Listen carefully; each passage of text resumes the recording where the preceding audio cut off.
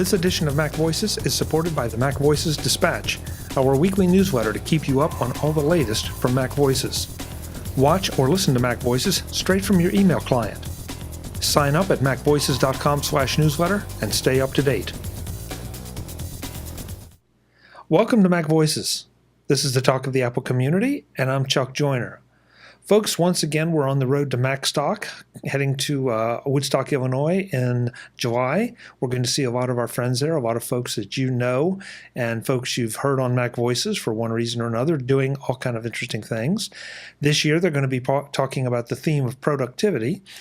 And one of the talks that I'm most interested in hearing, because she has not been to Macstock before for a couple reasons, and I've not heard her speak on this particular topic, is Jean MacDonald. Jean, it's great to see you. I can't wait to see you in July at Macstock. Yeah, same here. I'm really excited about finally being able to go. It's always worked out.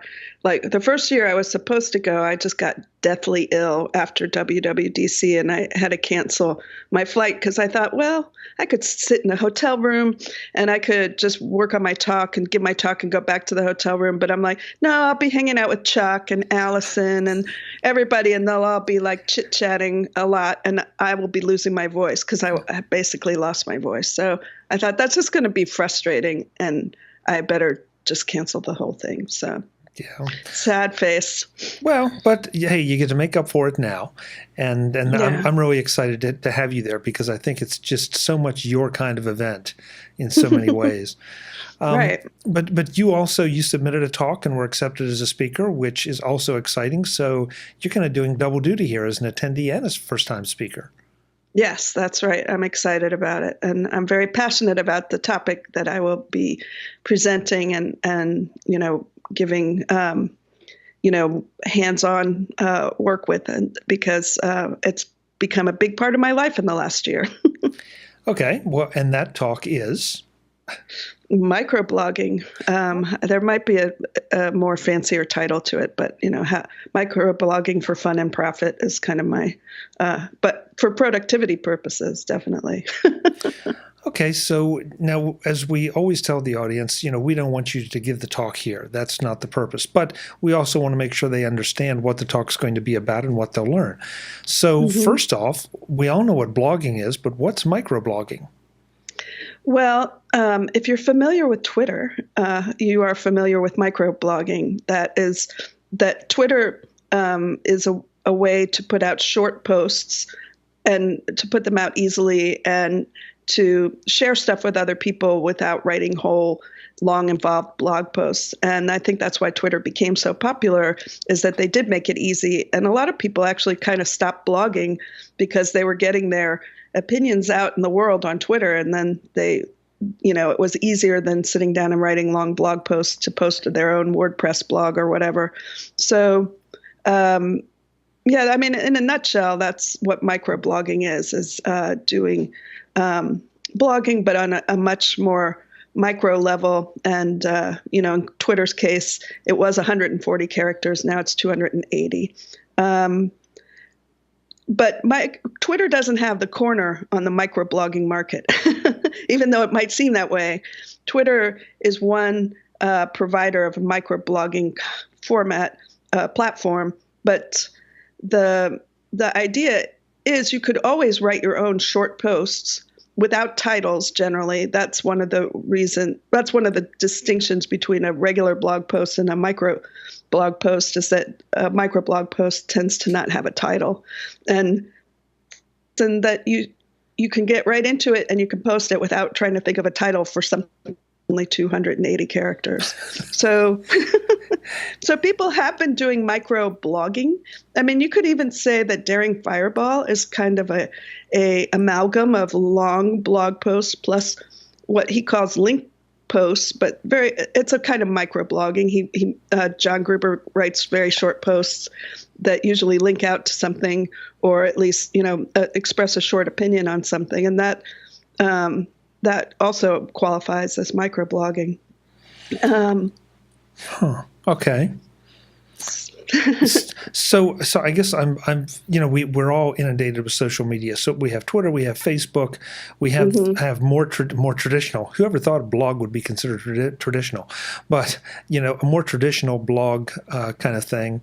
I know that you're involved with Micro.blog as a community manager, and so that's yet another channel for this.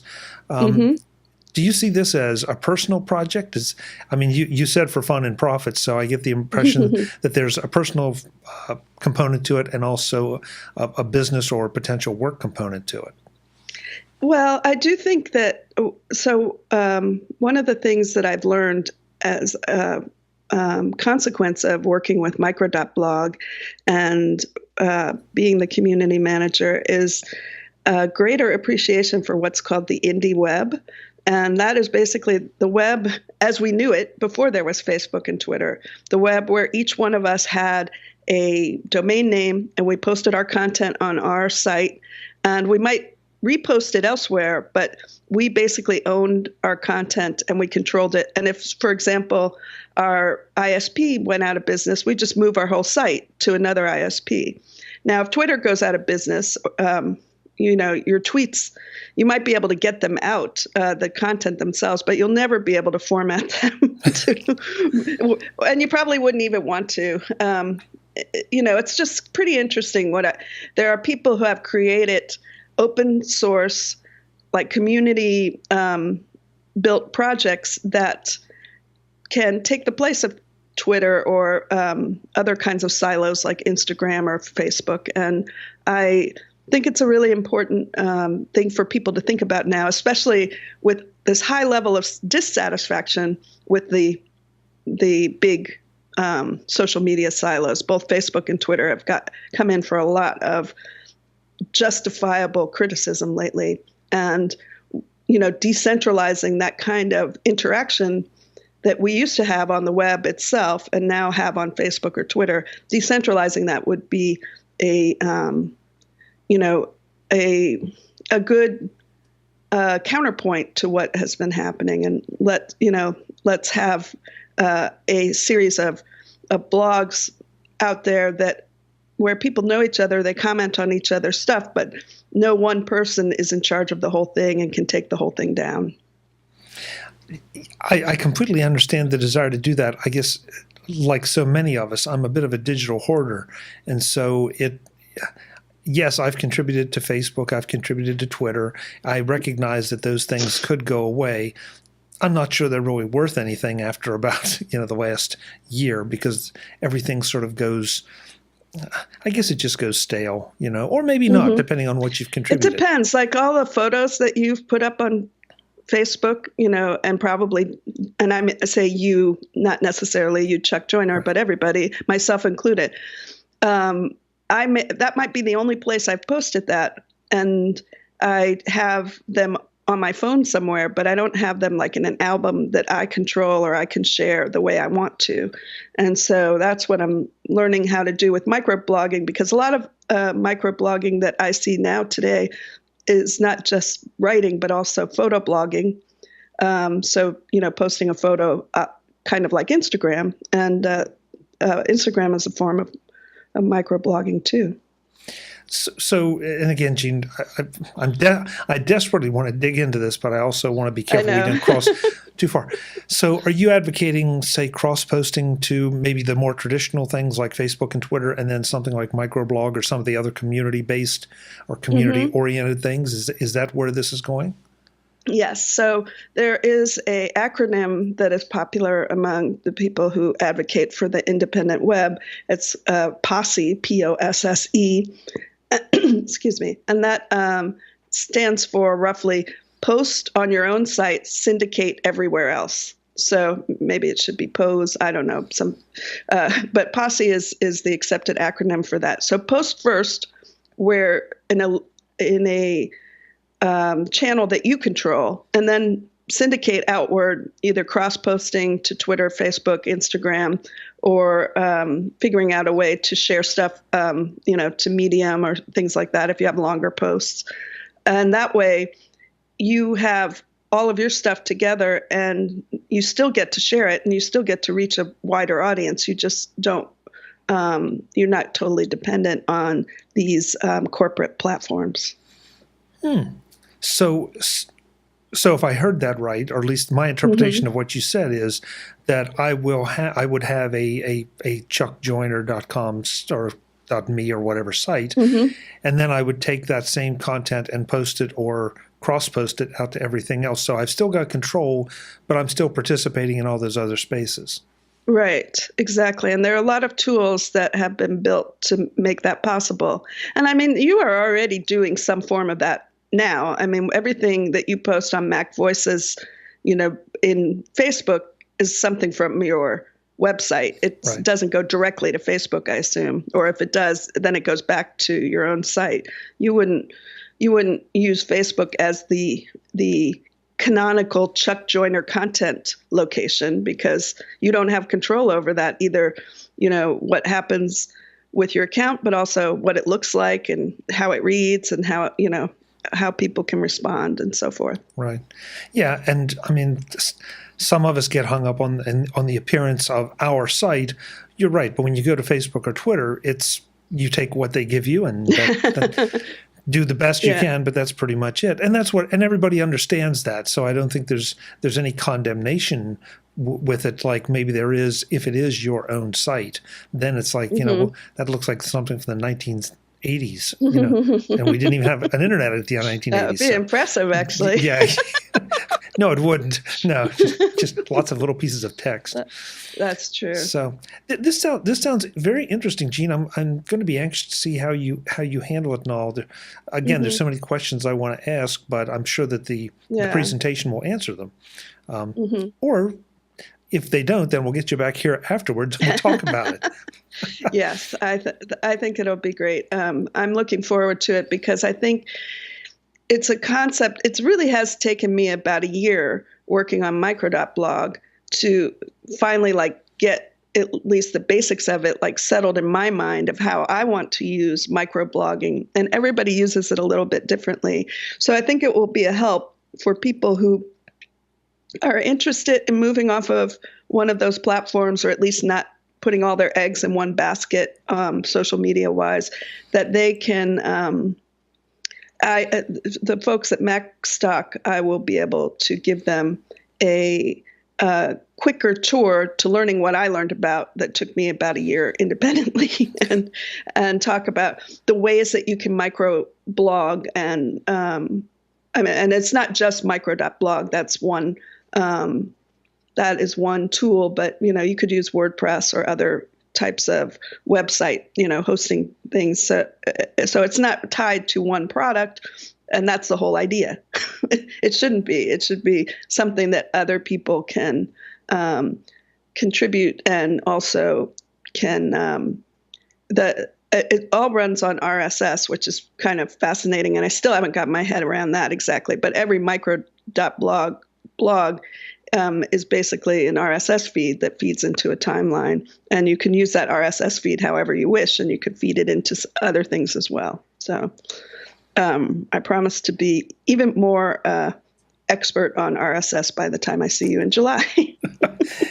Yeah, and we're talking about a lot of control here, but I can also see a lot of appeal for this for those who they want to get their opinions out there or thoughts out there or promote whatever it is they want to promote, a cause or a belief or whatever.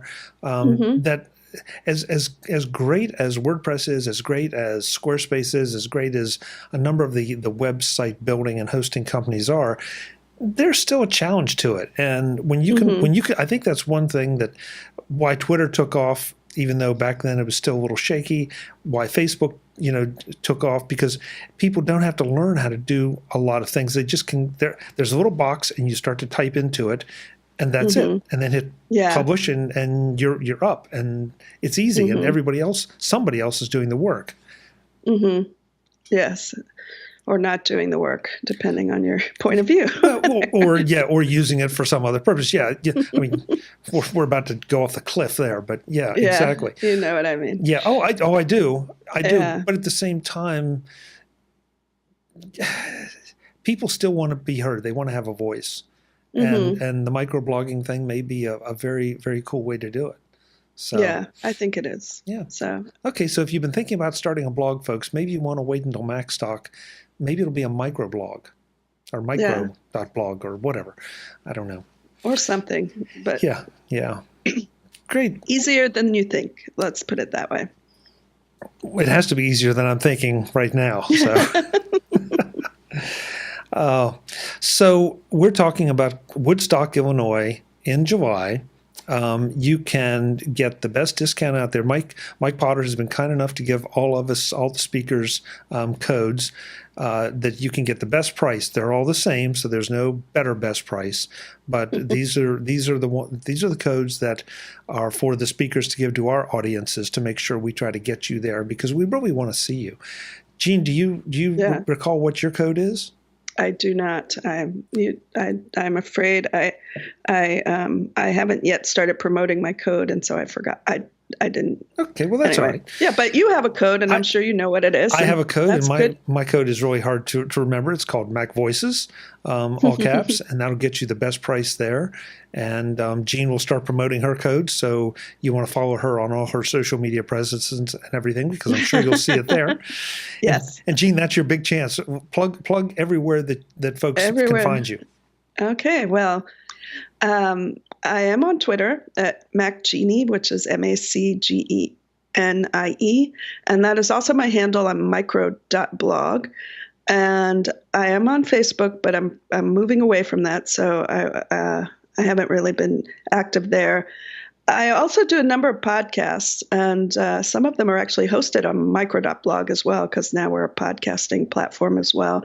So if you're interested in, for example, productivity from the point of view of people who are not productivity gurus, James Dempsey and I started a new podcast a few weeks ago called The Weekly Review, and that's theweeklyreview.fm. And if you're interested in guinea pigs, I started a weekly guinea pig podcast, basically to test out the micro.blog podcasting platform. But it's a 2-minute microcast every week with stories and tips about guinea pigs. If you know me, you know I'm a big guinea pig fan, and I have a couple guinea pigs of my own, and they are an endless source of entertainment.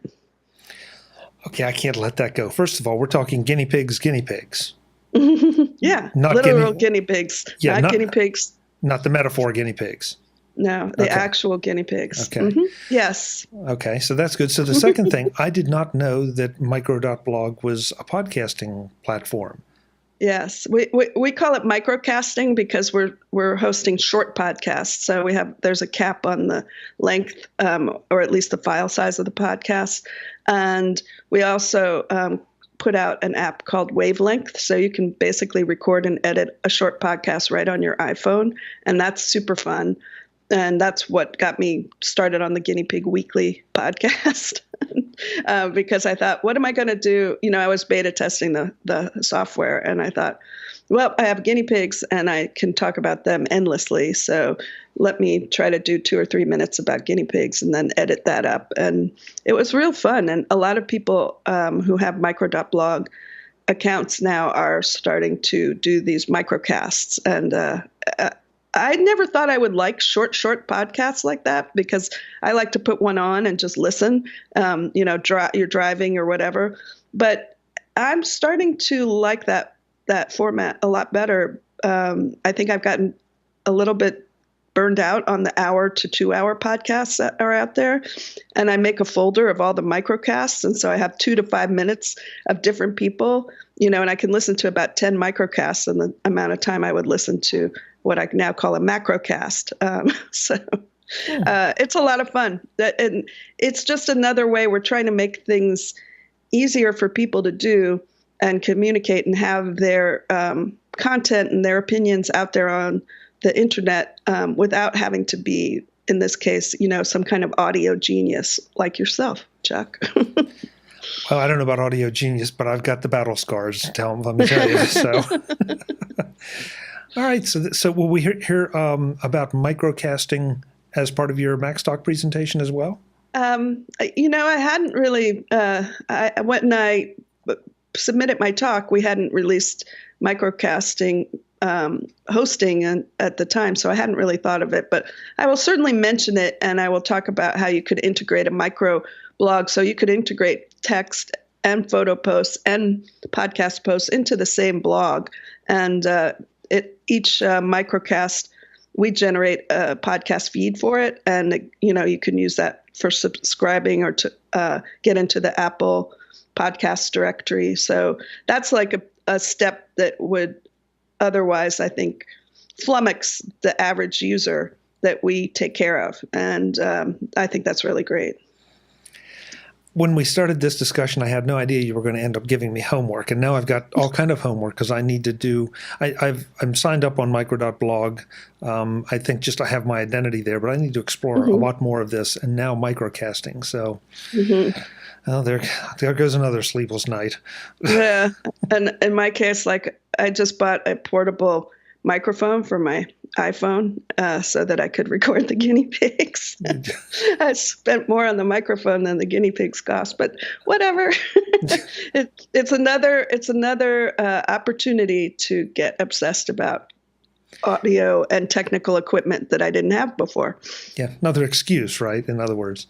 Rationalization. Yeah, but that's a great story because it really it just shows you can, first of all, you can focus on anything that you're interested in or passionate about, and if this gives people a voice, literally, to get something out that maybe a podcast would be intimidating, but a microcast is something they could manage, once a week for a couple minutes. Hey, I know from experience, you get hooked on it because you enjoy it. You enjoy talking to people or preparing the material, and pretty soon you're obsessed. So yes, that's definitely happened to me. Yeah. That's for sure. Yeah, we'll have to start a club.